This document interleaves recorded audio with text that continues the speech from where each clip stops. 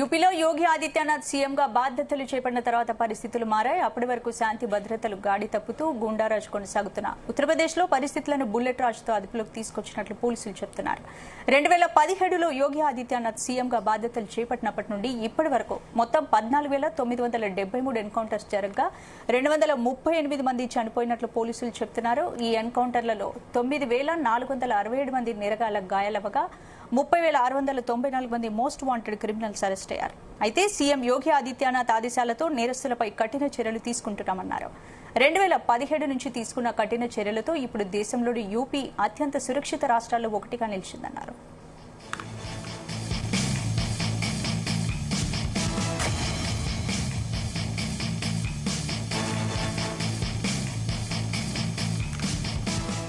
ఈ అంశానికి సంబంధించి పూర్తి అప్డేట్స్ మా చీఫ్ న్యూస్ కోఆర్డినేటర్ రాధాకృష్ణ అందిస్తారు. రాధాకృష్ణ. గుడ్ ఆఫ్టర్నూన్ స్పందన. ఉత్తరప్రదేశ్ లో యోగి ఆదిత్యనాథ్ సీఎం గా బాధ్యతలు చేపట్టిన తర్వాత అక్కడ ఉన్నటువంటి మొత్తం రాష్ట్రంలో శాంతి భద్రతను పూర్తిగా కట్టడి చేసే ప్రయత్నం చేస్తున్నారు. సో దాదాపు 8 సంవత్సరాలుగా అంటే ప్రస్తుతం యోగి ఆదిత్యనాథ్ రెండో దఫా కూడా ముఖ్యమంత్రి అయ్యారు. గత 8 ఏళ్లుగా రాష్ట్రంలో ఎక్కడ మాఫియా కావచ్చు, గ్యాంగ్స్టర్లు కావచ్చు, ఇతరత్ర ఎవరైనా సరే నేరాలకు పాల్పడే వారిపైన యోగి ఆదిత్యనాథ్ సీరియస్ గా పనిష్మెంట్ ఇస్తున్నారు. సో గతంలో ఎప్పుడూ లేనట్టు అంటే జనరల్ గా ఉత్తరప్రదేశ్ లో గన్ కల్చర్ ఎక్కువ. సో అక్కడ ఉన్నటువంటి గ్యాంగ్స్టర్లు కావచ్చు, మాఫియా కావచ్చు, ప్రతి నిత్యం గన్స్ గ్యాంగ్ వార్లు లేకుంటే గన్లతో కాల్పులు జరిపి అనేక మంది అమాయకులు లేకుంటే రాష్ట్రంలో ప్రజలను సామాన్య ప్రజలకు అలజడి గురి చేసేలా, భయభ్రాంతులకు గురి చేసేలా అక్కడ మాఫియా కావచ్చు, గ్యాంగ్స్టర్ వాళ్ళు జరిగేవి. సో యోగి ఆదిత్యనాథ్ ఎప్పుడైతే ముఖ్యమంత్రి అయ్యారో అప్పటి నుంచి కూడా పరిస్థితులు పూర్తిగా మారిపోయాయి. గ్యాంగ్స్టర్లు అదేవిధంగా మాఫియాలో వెన్నులో వణుకు పుట్టేలా ఆయన తీసుకుంటున్న నిర్ణయాలు అట్లా ఉంటున్నాయి. ఎందుకంటే ఈ మధ్య కాలంలో మొత్తంలో దేశవ్యాప్తంగా చూసుకుంటే యూపీలో జరిగినటువంటి ఎన్కౌంటర్లు ఎక్కడా జరగలేదు చెప్పవచ్చు. సో మొత్తంగా ప్రస్తుతం ఈ 8 ఏళ్ల కాలంలో మొత్తంగా యోగి ఆదిత్యనాథ్ పరిపాలనలో 8 సంవత్సరాల కాలంలో శాంతి భద్రతలు ఎలా ఉన్నాయి, మాఫియాకు సంబంధించి కావచ్చు, గ్యాంగ్స్టర్ కావచ్చు, ఇతరత్ర శాంతి భద్రతలకు సంబంధించి ఒక డాటాను రిలీజ్ చేశారు. సో సీఎం గా యోగి ఆదిత్యనాథ్ బాధ్యత చేపట్టిన తర్వాత ఉత్తరప్రదేశ్ లో ఎలాంటి పరిస్థితులు ఉన్నాయి, శాంతి భద్రత విషయంలో ఏం జరుగుతోంది అనే దానిపైన ఒక పూర్తి స్థాయి ఒక నివేదికను ఇచ్చినట్టుగా తెలుస్తోంది.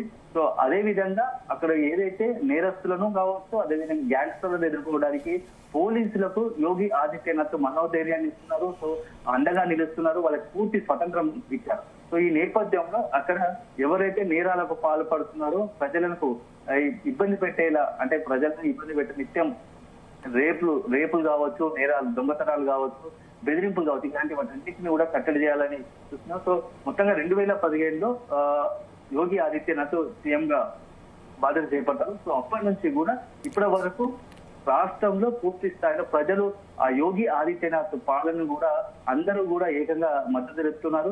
సో దేశవ్యాప్తంగా కూడా యోగి ఆదిత్యనాథ్ పాలన పైన కూడా ఆసక్తికరంగా ఎదురు చూస్తున్నారు. సో మొత్తం తన హయాంలో ఉత్తరప్రదేశ్ లో ఒకప్పుడు ఉత్తరప్రదేశ్ ప్రస్తుతం ఉత్తరప్రదేశ్ లో మార్పులు అంటే శాంతి భద్రత విషయాలు కావచ్చు, ఇతర అన్ని విషయాల్లో పూర్తిగా మార్చేశారు. సో దేశంలో ఒక కొత్త మొత్తం ఒరబడి సృష్టిస్తున్నారని చెప్పవచ్చు యోగి ఆదిత్యనాథ్.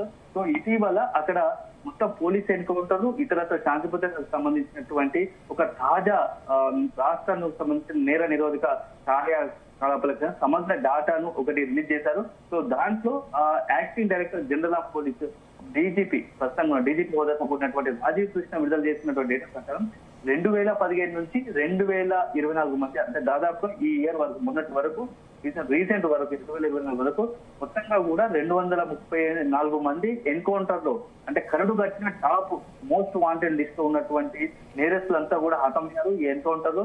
సో దాదాపుగా ఈ మొత్తంగా ఈ ఘర్షణలో కూడా 9,200 మంది నేరస్తులు గాయపడ్డారు. అంటే ఎన్కౌంటర్ కావచ్చు, తర్వాత జరిగిన పరిణామాలు కావచ్చు, ఇతరత్ర వాటికి సంబంధించి 9,200 మంది గాయపడ్డారు.